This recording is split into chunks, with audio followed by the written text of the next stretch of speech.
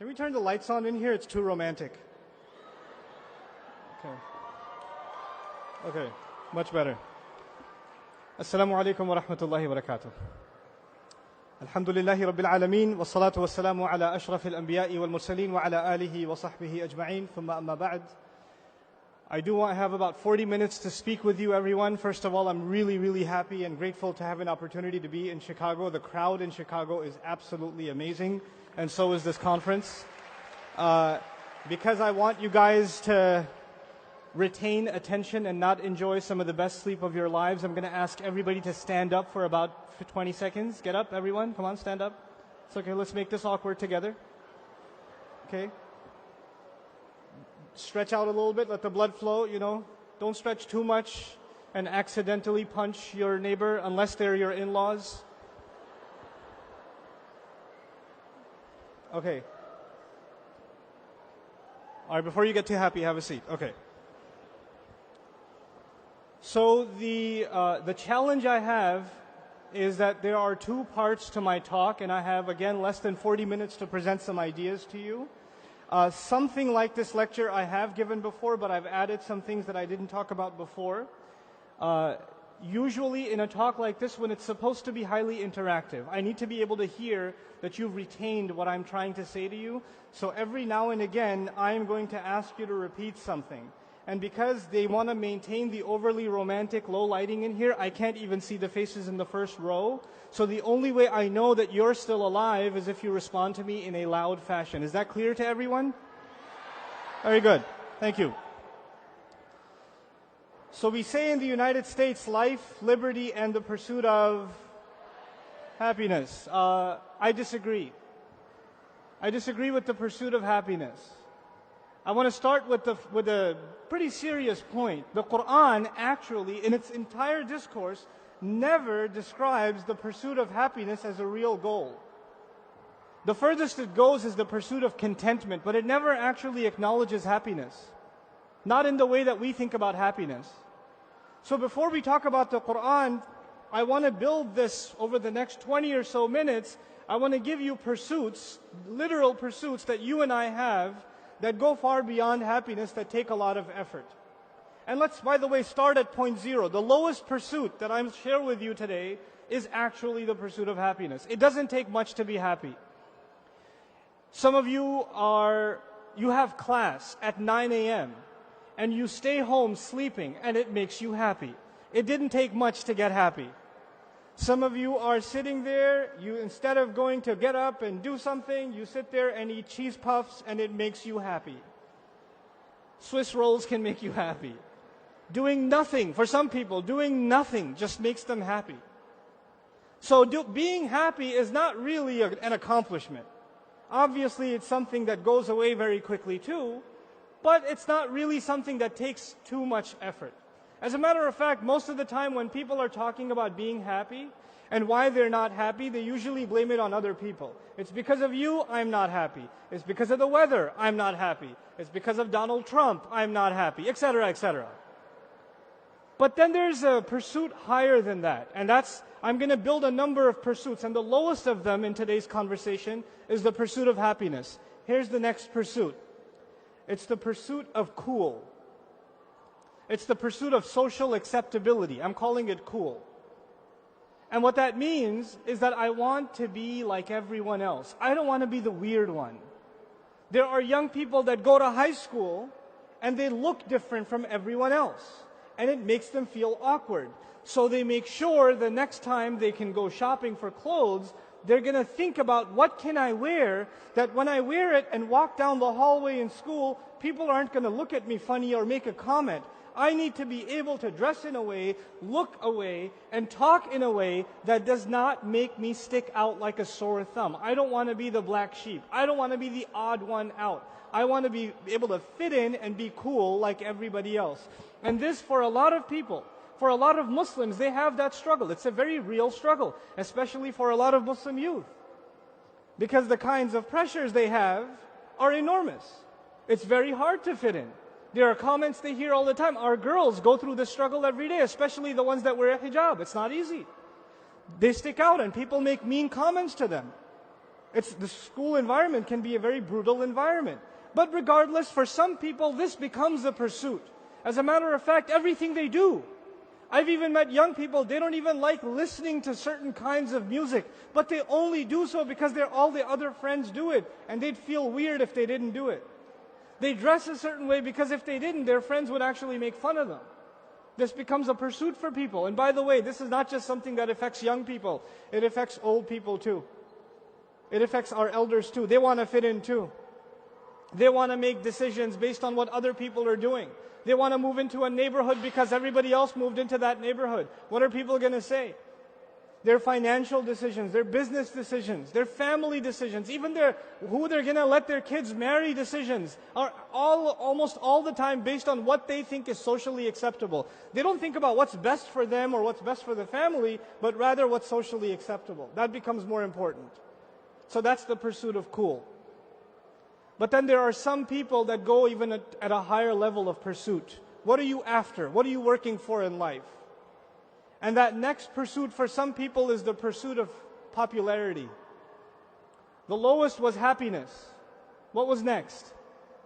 Cool. What's third? Popularity. I don't just want to be cool, I want to be the coolest.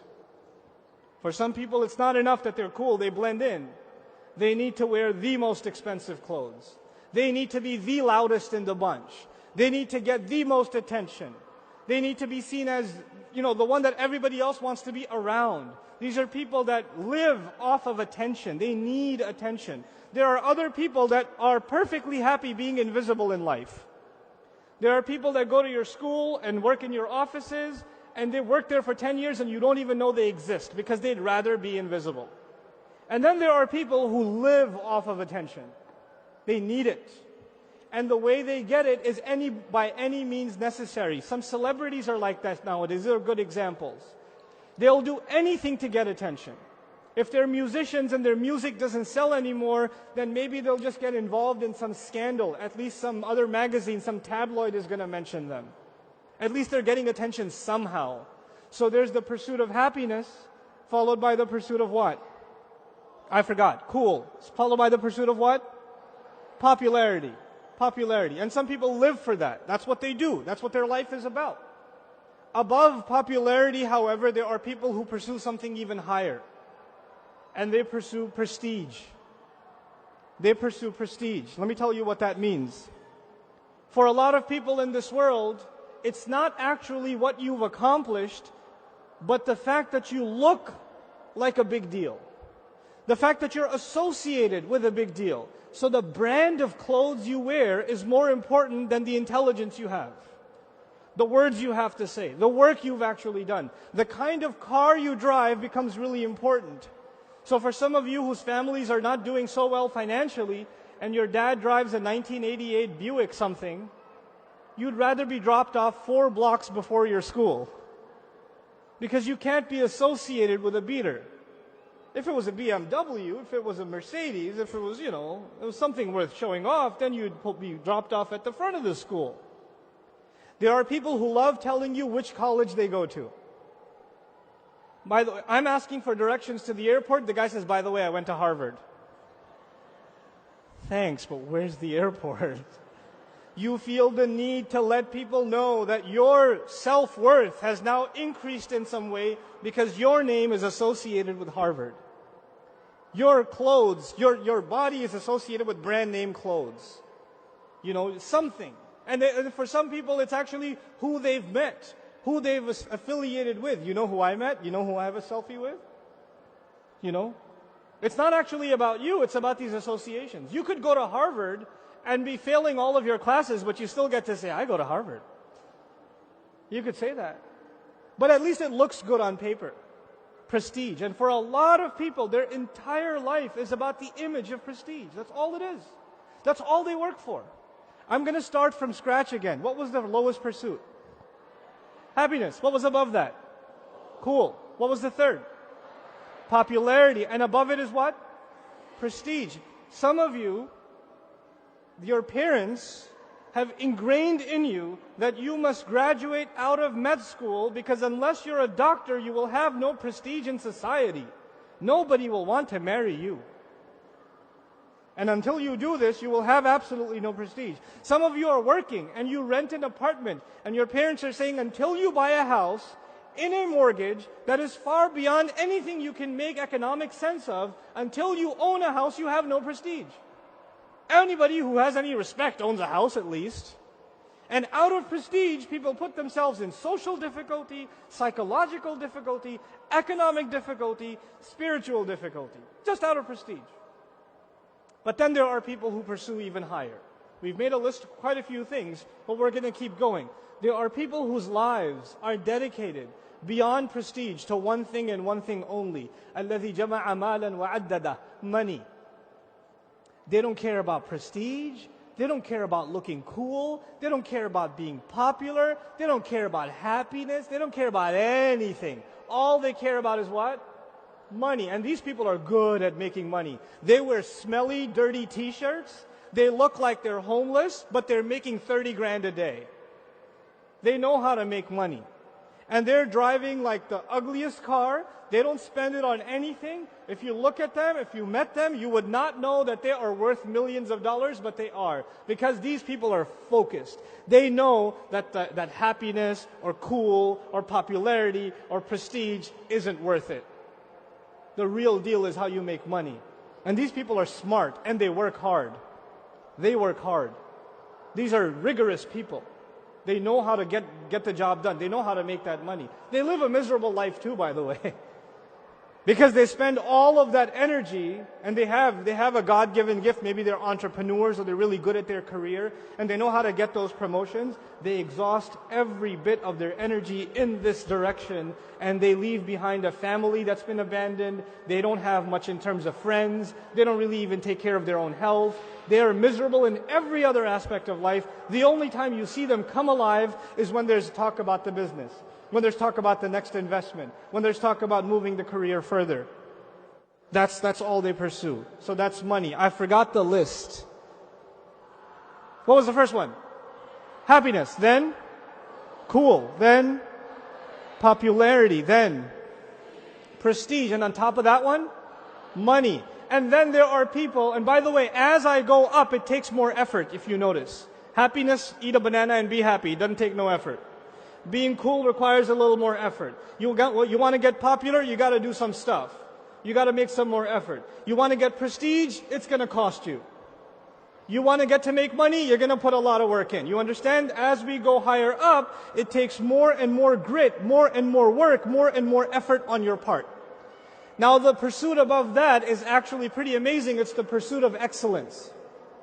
It's the pursuit of excellence. There are people among the audience here that are wired that way. They don't care about money or anything else I just mentioned. All they care about is being number one.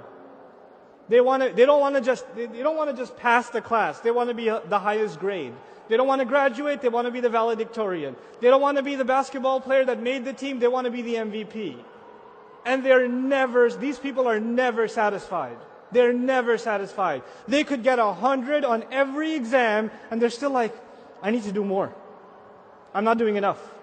They could be winning they could be an athlete and they are ahead of their entire team. They've broken every record and they still don't take a rest because they're constantly fighting not against an opponent but against themselves. They're constantly looking to say to themselves, I haven't done enough. I haven't pushed enough. I haven't gone far enough. And these are some incredible people in the world. These are people, you'll find these people athletes. You'll find them, some of these are entrepreneurs and scientists. Some of these people are researchers. Some of these people are activists, community activists. But they have one thing in common. This grit. They're constantly pushing themselves further. They're not like if they were in a race and they were ahead of everybody else by 100 feet, they wouldn't slow down. They wouldn't say, well, at least I'm winning. No, I've got to beat my own record. That's how these people think. They are in pursuit of what? Excellence. And these are very few people in the world. Most of us, when we get to a passing grade, we're like, Most of us, if we're doing okay, if we got a B, you would be happy. These guys, they would be crying if they got an A. You met some of these psychos in school. They get a 99 and cry about it. You met those people? You want to slap them across the face so hard. You got a 75 and you went to Umrah to thank Allah. But these people, got a 99. And they're like, how did I make that 1 point mistake? And then they're arguing with the teacher for extra credit, and you just want to run them over after the school day is done. Right? That's what you want to do with them. But you understand they're wired differently. They're not like you and me. They're different. This was the pursuit of excellence. I'm going to make sure you guys know this list, so let's start over again. The lowest pursuit is that of happiness, followed by cool, followed by popularity, followed by prestige, followed by. But that's not the end. There are people that aren't, even being excellent isn't enough, because excellence is actually just about yourself. That's still just about yourself. You want to be better than anybody else and yourself. You want to crush your own record. It's still focused on you. Then there are people that say life is bigger than just aspirations that I have for myself. I want to change the world in some way. I want to leave an impact on this planet. I want to make my neighborhood a better place, my school a better place, my government a better institution, my country a better nation. I want to help children around the world. I want to help this industry or that industry. I don't just want to be the top engineer. I want to be the top engineer that develops, clean water programs and invents things that are going to help villages across the world that have a clean water problem. I don't just want to be a doctor. I want to create solutions that can provide medical support to places and people who can't afford it. I want to change the world for the better. I lose sleep over this all the time. And they, by the way, they have the drive for excellence already. But that excellence is not for themselves, it's for others. These people are concerned with impact. And there are a lot of young people today that are graduating out of top schools across the United States, Europe, Australia. They get their MBAs, they have 4.0 GPAs, they can get six-figure salaries even in their senior year of college, and they turn it down because they want to work for a non-profit for not even half the salary. Because what drives them is not money, it's not even excellence. What drives them is what? Impact. What drives them is impact. And by the way, people that are driven by impact are very few people in the world. Most people just want to think about themselves. Most people just want to think about their own. And just so long as they can be happy, they're fine. Actually, most people are just at the level of happy. If I have my lunch and dinner, I'm happy, I'm good. I don't need anything else. So as we move up, it takes more and more effort. And as we move up, it's lesser and lesser and lesser people. This was the first part of my talk. This pursuit. One last time. I'm going to annoy you one last time. I promise I won't do this again. The lowest pursuit is happiness. Doesn't take much effort. Some people want to blend in, and they are in the pursuit of what? Cool. Beyond that, some people want to get beyond cool and get everybody's eyeballs on them. These are the people pursuing what? Popularity. Beyond that, people want to look and be associated with respect and esteem. These people are in pursuit of prestige. People that don't care about any of that stuff, what matters to them is money. Thank you. There's money guy over here. Okay, good. Beyond money, there are people who don't even care about the money. What do they care about? Excellence. And above them are people that are in pursuit of what? Impact. Impact. Now I'm going to stop that. We're going to come back to it. And I'm going to share with you an analogy in the Quran. The Quran is compared to multiple things. In the Quran itself, in order for you to understand what the Quran is, Allah gives you analogies. And one of the most powerful analogies in the Quran for the Quran itself is rain. It's rain. أَنزَلْنَا مِنَ السَّمَاءِ مَاءً فَسَالَتْ أَوْدِيَةٌ بِقَدْرِهَا. Allah sends water from the sky. And the simple parallel is that Allah sent the Quran from the sky just like He sends water from the sky. The water that comes from the sky gives life to the earth, the dead earth. Just like the Quran that came down gave life to dead hearts. It brings the hearts back to life. So the parallel is very simple. The Quran is compared to what? To rain, okay? Now, let's think about rain deeply a little bit in the way Allah describes it, because when Allah is describing rain and the effect of rain, what He's also talking about is the Quran and the effect of the Quran. That parallel, once you understand it, then you'll understand that every time Allah is talking about water and what water does, He's actually also talking about the Quran and what the Quran does, what revelation does. Now, one of the descriptions of rain is that it produces vegetation, it produces life. but it doesn't produce the same kind of life. It's the same water that falls all over the earth, but the kinds of fruits and the kinds of trees, the kinds of flowers, the kinds of grass, the kinds of vegetation and shrubs that come out of the earth are all very diverse. All very diverse. As a matter of fact, even the fruits that look the same. Maybe there's an orange tree here, and there's an orange tree somewhere in Southeast Asia. The orange is going to taste different, isn't it? It's not going to be the same. So even though the water is the same, what it produces in fruits and benefits and life is actually very, very, very diverse, isn't it? This is important to understand because the Quran is one and the same. The Quran is one and the same. But the way it inspires you, and what it inspires you to do, and the good that will come out of you, the way that you're going to blossom and bloom, the fruits that you're going to produce are not like the person sitting next to you. I am standing up here on stage and I've got this mic in front of me and this is what I am capable of doing.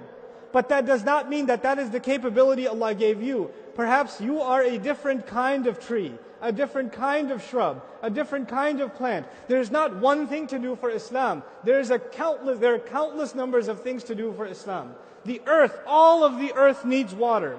And all of it will produce vegetation. And all of that vegetation and all of that produce has its own purpose. Think about that and understand that every one of you has unique potential. And your life is going to be a life, if you understand the analogy of the Quran, plants have an impact, don't they? Plants have a positive impact on their environment. Not only are they releasing oxygen, they're also providing food for the environment around them. They're sustaining the entire ecosystem, aren't they? So they are fed by the water, and now they are the means by which the earth is fed. We are fed by revelation, and we are going to be the means by which the world will be a better place. The world will be fed, and it won't be fed in one way. You guys, each one of you, have unique talents, unique creativities, unique potential. Not only is it your job to discover that, but then it becomes your job incumbent upon you, inspired by the Quran, that you are not a pursuer of happiness, nor a pursuer of cool, nor popularity, nor prestige, nor money, nor excellence. You are going to be in pursuit of impact, inspired by the word of Allah. And by the way, excellence is a byproduct. It will come anyway if you're properly inspired. And money, Allah will throw it in your hands. You won't even have to ask for it. The rizq will come and it will come pouring down. The provision will come from Allah. It will come if you have the right mindset, if you have the right mentality. But you and I have to now start thinking about being people of impact. You guys, so many of you are going to high school and college. What do you want to do? I don't know. What are you going to major in? I'm thinking about accounting, but I don't like math. Pursuit of stupid. Have some direction, for God's sake. Young people, I don't want to hear, this generation should not be saying, I don't know, I'm thinking about it. No. I don't feel like doing this. This one makes me really happy. That's why I'm doing a major in underwater basket weaving, because it makes me happy. Stop with the pursuit of happiness. Think about the pursuit of impact. You guys, this generation is going to be the generation that produces impact. And nobody is more capable of giving impact than people that have the right water, the right fuel. And no ummah in the world has the Quran except these people. You people. Once you're inspired, the change you will bring, the good you will bring, no one else is capable of bringing. The world is dying and it's waiting for you. It's waiting for you to wake up. It's waiting for you to take that inspiration. We are going to produce a generation of people that are amazing in the fields of psychology and sociology and political science and history and architecture and medicine. And all of them they're not going to become doctors because it makes a lot of money. They're not going to become doctors because their mama will be proud and they can get married easily. They're going to become doctors because they want to make the world a better place, inspired by the word of Allah. That's the kinds of doctors we're looking for. If you became a doctor, if you became a doctor because your daddy told you to, then I pray to Allah, I am not your patient. Because when you go into surgery, and I'm lying down there, may Allah protect us all from surgery, but one day if you are into surgery and you're holding the knife, this one's for you, Father. Like, I don't want to do that. You know, we have to think much bigger than ourselves. This is what this ummah does. That's the concept of sadaqah jariyah. How many times have you heard the story of the old man who at his deathbed, he's already dying, he's still planting a tree in the ground. That tree will come out much after he's dead. He's still planting it because he's thinking about impact. He's thinking about leaving a legacy of goodness behind. And so ingrain this in your head. Your life will be a pursuit of impact. Now there are two words here, pursuit and impact. And so that's the next thing I want to talk to you about. When I come up here and speak, alhamdulillah, thumma alhamdulillah, with the blessing of Allah and the incredible organization of this of Masikna and what they've done here, there are so many people in the audience, and somebody says, I want to have impact too. I'm going to give a lecture. And 2 people showed up. And then you get depressed and say, well, I don't have any impact. I heard this speech about impact, and then I was like trying to impact the world and stuff, and then nothing happened. So I'm going to go back to being happy again. Turn on the PlayStation 4. You know, let me tell you something. This is where we, the people of Quran, are different from everyone else. We are actually not interested primarily in impact. We are interested primarily in the pursuit of impact. You will live your life pursuing, because you and I understand impact itself comes from Allah. The effort comes from you, but the result comes from Allah. Nuh alayhi salam, his entire life is pursuit. But if you study his progress, how many people actually listened to him? How many people was he actually? If there was a progress report at the end of every year for Nuh alayhi salam, how many converts did we get this year? Let's put a chart here. Instead of going this way, it's flat for like centuries. And there's a little bloop, like one person took shahada. And you look at that and say, this is not having any impact. They're not actually getting any results. Maybe this isn't worth doing. No. You aren't inspired to create impact because you know impact actually never comes from you. You're inspired to create or to give your life to what? The pursuit. And once your pursuit is genuine and it is sincere and it is filled with the right kind of love of Allah, then Allah will give it impact that you can't even imagine. You can't even imagine. It's beyond you. It is beyond you. There are 2 examples I want to give you and I'm done. I don't want to make this a prolonged lecture. This is going to be a record. I'm going to finish before the allotted time. Okay? 2 things I want to share with you. The first of them is the Prophet ﷺ preaching in Mecca, and it's not going anywhere, and he decides to go to Taif. You remember the story? And he goes to Taif and he is treated far worse than he was ever treated in Mecca. He's almost stoned to death. He's bleeding. His shoes are slipping off because of the blood. And he's standing there praying. Nobody, not one soul took shahada. Nobody took shahada. If you look at it from the outside, this entire exercise had how much impact? 0. It had no impact. And yet in the Quran, قُلْ أُوحِيَ إِلَيَّ أَنَّهُ اسْتَمَعَ نَفَرٌ مِّنَ الْجِنِّ فَقَالُوا إِنَّا سَمِعْنَا قُرْآنًا عَجَبًا. The Messenger of Allah, after the incident of Taif, sallallahu alayhi wasallam, is praying by himself.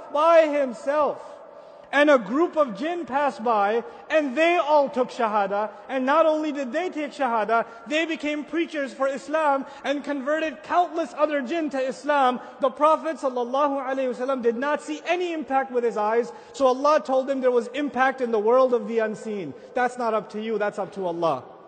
That's what Allah does. So don't imagine that you're making an effort and you're not getting the numbers, you're not seeing the growth, you're not seeing what you wanted to see with your own eyes, and just because you don't see it, there is no impact. There is always impact.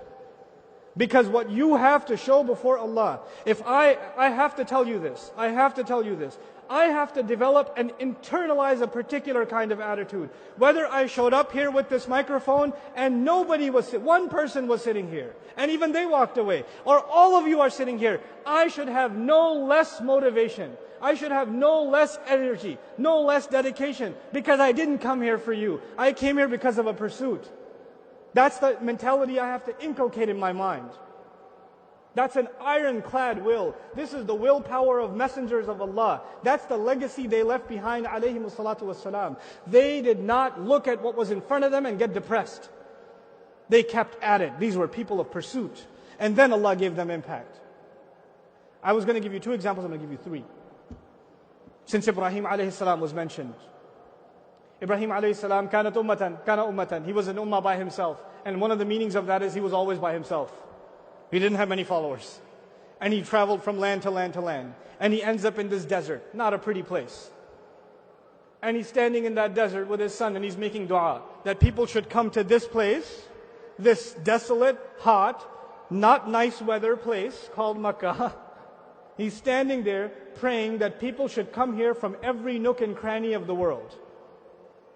Did he see the results of that prayer in his lifetime? No. Can you imagine if Ibrahim alayhi salam could see what happens at the haram now? There's not a continent left on this earth where there isn't a believer facing that same direction. And even if he's not physically at the house of Allah, his heart is there, her heart is there. And that is the impact of someone who made the right pursuit and asked Allah genuinely. That one dua, and we are still the answer of the dua of Ibrahim alayhi salam. Here's my last example, particularly dedicated to the youth and what your lives are supposed to mean. I have talked about this example countless times, but I don't care. I don't get tired of it. I don't get tired of it. And I'm not interested in always telling you new things. The messengers came and they used to say the same thing over and over again, and they didn't say, what new speech am I going to give today? They didn't think like that. A reminder is exactly that, something that's already been said before. It doesn't matter. فَذَكِّرْ إِنَّ فَعَتِ الذِّكْرَى. Reminder has its own benefit. Even if you've heard something before, hearing it again has a new benefit. And hearing it again tomorrow will have a new benefit again. So you don't just say, I already heard this, I got this. No. Our hearts need it again.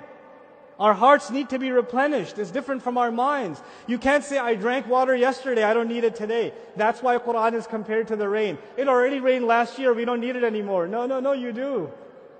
It's the same drops, yes they are. But you need them to sustain yourselves. I'm going to share one thing with you from the story of the young men of the cave. These young men have no resources, they have no education, they have no Islamic education, they don't even have a messenger with them. Nothing. They don't have exhaustive knowledge. And they are now in a very bad place. They are inside a cave. A cave is not a comfortable place. A cave is not a comfortable place. Especially out in the wilderness, there's danger of animals, snakes, predators, whatever else. They're inside that cave, and you know Allah put them to sleep, yeah? The way Allah speaks is important to note. Allah could have said, they remained in the shade. They remained in the shade. What that would mean, everybody would understand, even if the sun came up or sun came down, that they were still in such an angle that the sunbeams never hit them. And the easy way to say it, خَيْرُ الْكَلَامِ مَا قَلَّ وَدَلَّ, is, they remained in the dhil.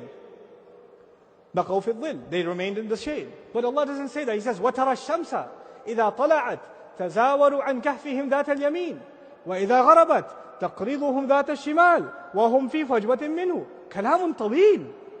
Allah elaborates. You will see the sun as it comes up. It deviates just around them to the right. And when it comes up, when it's setting down, it cuts across them. It doesn't hit them. It lends them a favor to the left.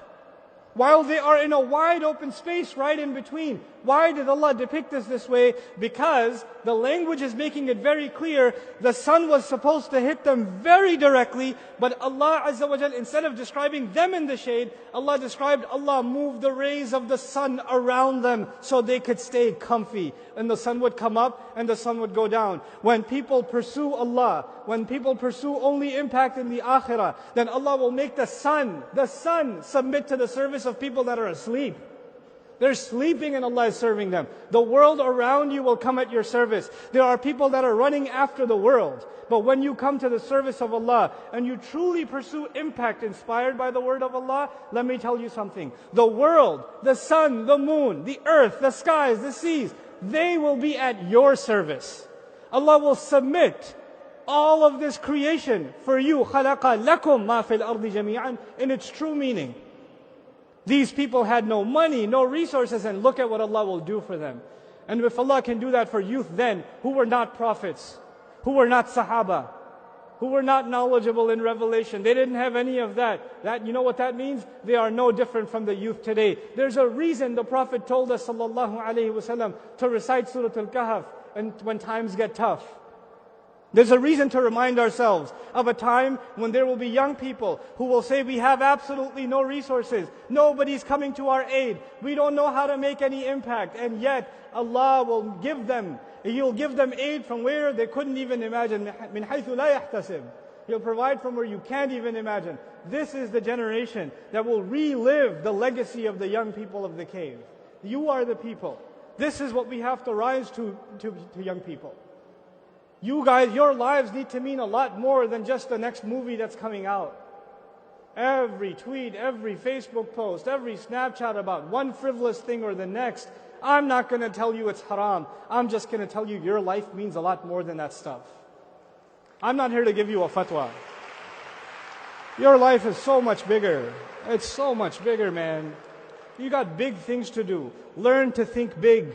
Learn to think Allah has given you the honor. So many people in the world that don't have La ilaha illallah. You do. Huwa ijtabakum. Allah says, Huwa ijtabakum. This is the last thing. I'm still going to be ahead of time, I promise. Watch. He is the one who selected you. The word in Arabic is ijtiba, which is different from istifa and ikhtiyar. There are different words in Arabic for choice. The word ijtiba from jabu actually comes when you make a selection based on a particular quality. In other words, you have been selected to become people of La ilaha illallah because Allah sees something in you that qualifies you for His pursuit that He did not see in other people. He honored you with that. You're not Muslim because your parents are Muslim. You're not Muslim because you happen to be Muslim. You're Muslim because Allah sees something in you. You don't even see it in yourself yet. It's time you start seeing it in yourself. It's time you start expecting more from yourself. لا يكلف الله نفسا إلا وسعها. The second meaning of that ayah is Allah did not burden anyone except with their own potential. Learn to exhaust your own potential. Recognize what you're capable of. Don't sell yourself short. This ummah is not about mediocrity. It is about pushing the boundaries of what more and more and more we can pursue. May Allah Azza wa Jal make this the generation of impact that makes my generation and the previous generations jealous of what you were able to accomplish. I still have 5 seconds. Assalamu alaikum wa rahmatullahi wa barakatuh.